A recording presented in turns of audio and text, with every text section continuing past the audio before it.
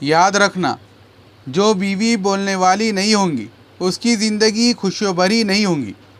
سارے جہان کے لیے آپ گنگی بن جائے، مگر اپنے میاں کو تو اپنے احساسات اور جذبات پہنچائیے۔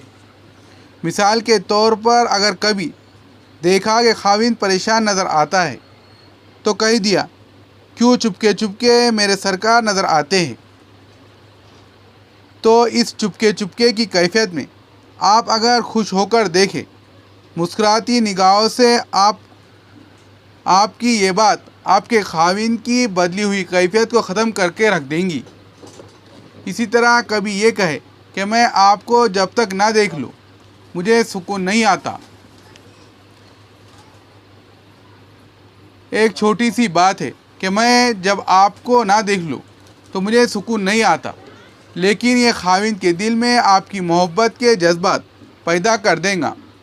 یا خاوند سفر سے واپس آیا تو اس کو آپ اپنے محبت کے لمحات میں کہہ سکتی ہے کہ دن تو کام کاج میں گزر ہی جاتا تھا، مگر رات تو گزرتی ہی نہیں تھی۔ کسی کی روتے کٹے، کسی کی سوتے کٹے، میری تو نہ روتے کٹی نہ سوتے کٹی۔ آپ بہت یاد آتے تھے۔ اب آپ نے اگر اس قسم کا لفظ کہہ دیا کہ آپ مجھے بہت یاد آتے تھے، ان الفاظ سے آپ کی میاں کا دل ہر طرف سے کٹ کے آپ کے ساتھ پیوست ہو جائے گا۔ کبھی اگر خاوند نے آپ کو پکارا ہے تو آپ نے کہا کہ میں حاضر ہوں۔ اس قسم کا الفاظ کا استعمال کرنا کہ جس سے دوسرے کو محبت کا میسج ملے، یہ بیوی کے لیے انتہائی ضروری ہوتا ہے۔ تو دو مسکراتی آنکھیں یہ آپ کے پاس چابی ہے، زبان آپ کے پاس ایک چابی ہے۔ میٹھے بول بولیے، اپنے خاوند کا دل جیت لیجئے۔ اسی طرح خوشبو کا استعمال آپ کے پاس ایک چابی ہے۔ قدرتی بات ہے کہ مرد ہو یا عورت، خوشبو ہر ایک کو اچھی لگتی ہے۔ ہمارے محبوب صلی اللہ علیہ وسلم نے خوشبو کو پسند فرمایا۔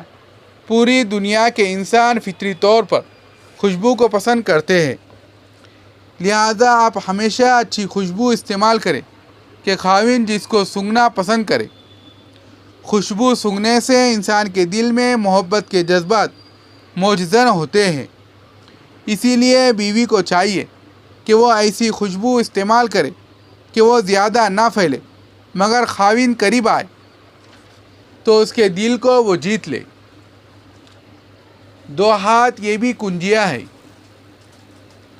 جب آپ کسی موقع پر بات کرتے ہوئے اپنا ہاتھ اپنے خاوند کے ہاتھ میں دے دیں گی یا اپنے خاوند کے کندھے پر رکھ دیں گی تو آپ کی بات کرنے کا خاوند پر اثر ہی کچھ اور ہوگا۔ اس میں اپنائیت آ جائیں گی، محبت آ جائیں گی۔ تو ہاتھ بھی اللہ رب العزت کی نعمت ہے۔ اور ایک چیز جس کو کہتے ہیں بوسہ، حدیث پاک میں نبی صلی اللہ علیہ وسلم نے ارشاد فرمایا، جب تم اپنی بیوی کے قریب ہونا چاہو تو اس کو پیغام دیا کرو۔ صحابہ نے عرض کیا، اے اللہ کے نبی صلی اللہ علیہ وسلم، کیا پیغام دیا کرے؟ فرمایا کہ بوسہ محبت کا پیغام ہے۔ جب تم بیوی سے اکٹھا ہونا چاہو تو اگر بوسہ دو گے تو پیغام پہنچ جائے گا۔